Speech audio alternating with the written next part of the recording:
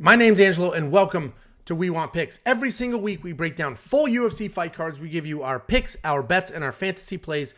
Make sure you like this video and subscribe to the channel so you don't miss any of our content. And we're also giving away $50. Anybody who goes to wewantpicks.com/bets, signs up with one of our 5 betting partners, and makes a deposit, will get $50 from us. Cash App, PayPal, Venmo, however you want it. And this is brought to you by EarnU.io. EarnU.io is the world's first sports and esports prediction game, allowing you to earn crypto risk-free. Check it out now at EarnU.io. Next up. At UFC 274, we have Randy Brown taking on Khaos Williams. Randy Brown, 14-4 overall, 4-1 in his last 5, coming off a decision win over Jared Gooden. Khaos Williams is 13-2 overall, 4-1 in his last 5, coming off the knockout win over Miguel Baeza.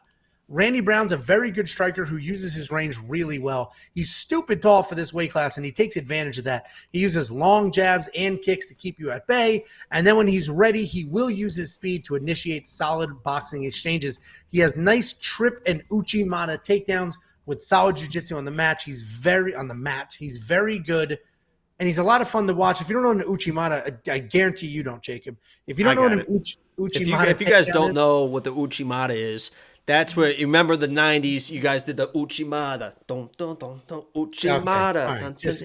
Uchimata. An Uchimata takedown. It's almost like a whizzer. It's a hip toss, but you got like an overhook there. You can get it off of a whizzer. Then you throw your hips in, you throw your leg across the body, and you go from there. Khaos Williams. He's always fun to watch and never in a boring fight. He just walks people down. He has a ton of power and solid low kicks. And he uses those low kicks to take out your legs, and then he just comes right up the top hunting for a KO. He's got power. He's durable, and he's always live for a knockout. He's coming off the come-from-behind win over Miguel Baeza. And honestly, he was able to showcase his durability there and on his feet because his composure on the mat was pretty solid as well. This card is loaded with fun fights, and this is absolutely another one. We have 2 strikers who aren't afraid to mix it up and have their own striking styles. Randy Brown likes to use his range to loosen you up before coming in with the power, and Khaos Williams likes to rough up your legs before he headhunts. And as of right now, Khaos Williams is sitting as the slight favorite, and I imagine it's because of his power, because I actually think Randy's the more technical fighter. I think Randy has the better grappling as well. I just don't know if he will get the opportunity to use it. Two of three Randy's UFC losses were by KO, and I do think Khaos has the takedown defense to keep it standing and the raw power to end it. We saw it in his last fight. Khaos was on the wrong side of most of that fight, and it didn't matter.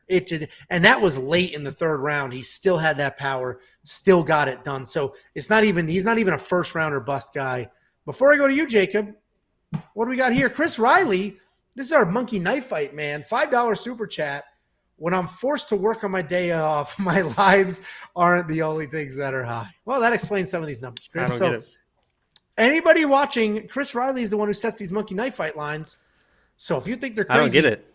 Go in there now, play those lines before my lines aren't the only things that are high. WeWantPicks.com. Does he live in Denver? MKF. Jacob, Mile what do you High? think? Where does Chris live? Outside of Denver? Okay.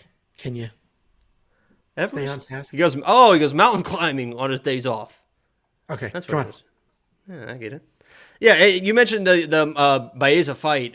I think that this is going to be exactly like that Baeza fight because Randy Brown is another one of those very dynamic strikers. He's one of those very dynamic strikers. He's very confident in his striking. He kind of shows off in the octagon. And if you're Khaos, you can't get caught up in that because if Khaos starts chasing another one of those first round finishes that he's known for his big power. If he starts chasing that finish early, he's going to find himself being countered because Randy Brown is very dynamic. He's very good at his counters. He's very precise, and he has very good power. So if you're Khaos Williams, you play this almost exactly like the Miguel Baeza fight. Let him do his thing. You know the opportunities are going to be there later, right? Miguel, those dynamic strikers in the 2nd round, the 3rd round, they get less. Their footwork is more sloppy. They get slower in their strikes. Their hands don't get back up to their face, right?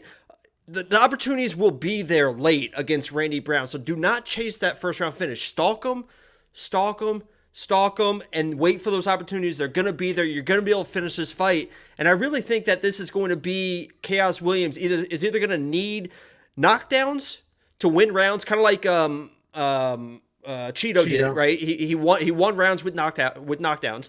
I think he's going to, if it goes to a decision, he's going to need knockdowns, or he's going to need to finish Randy Brown, because if he doesn't get knockdowns and he can't finish Randy Brown, he's going to be the more patient fighter. And Randy Brown is one of those guys that judges just love to watch, right? He's doing wild stuff. He's showing off. If you miss him, he does this. He's talking to you.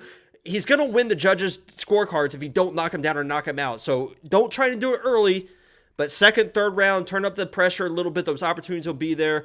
I think that those opportunities are going to be there late for Khaos. He's never been knocked out. He knocks people out. I'm picking Khaos Williams in this matchup. Yep, I hear you. And it's one of those weird spots where he's not the better fighter, but he is absolutely the more dangerous fighter. And what I don't normally go that route. I would normally go with the better fighter, but what makes him especially dangerous is second, third round. He continues to have that power, continues to have the speed. He doesn't get frustrated. He doesn't get in his own head that he's down rounds, and he's able to get it done. Whereas a lot of these guys are first round or bust, and that is not Khaos Williams. $8,300, probably a solid price, especially if you think he's going to get a knockout. Yeah, it's interesting because he could lose a striking decision if he doesn't get that knockout. So there's 30 points gone, and he's going to be the more patient fighter in this matchup too. So if you think he's going to get it, I think he's going to get it. He might be a play for me. We'll see how the week plays out, but yeah, it's a tough play. But 83 is pretty good value.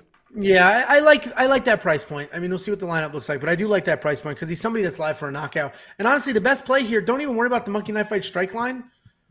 Listen, Monkey Knife Fight has a prop game called Knockout Kings. You pick any three fighters on the entire fight card, any three, and if one of them wins by KO or TKO, you can 25% your money. 2 wins, you 2.5 times your money.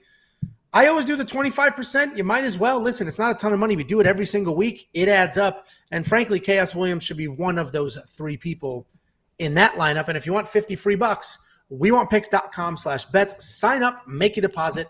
We send you $50.